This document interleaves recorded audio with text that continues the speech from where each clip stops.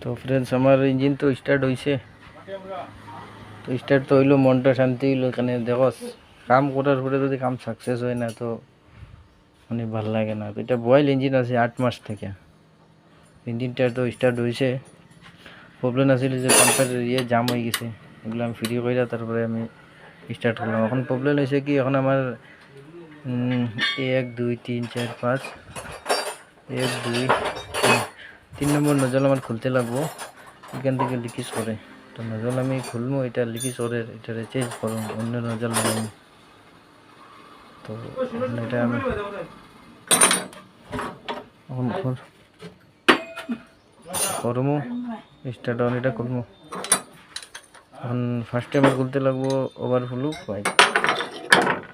Overflow pipe খুললাম, overflow pipe খোলার পরে ওভারফ্লো পাইপ খুলতেছি।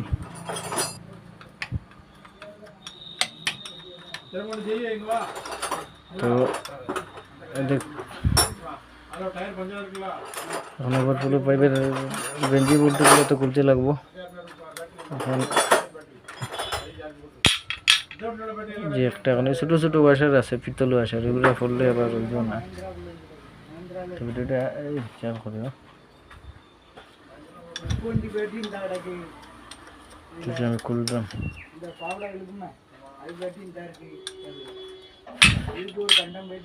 সব ভালো থাকো, সুস্থ থাকো।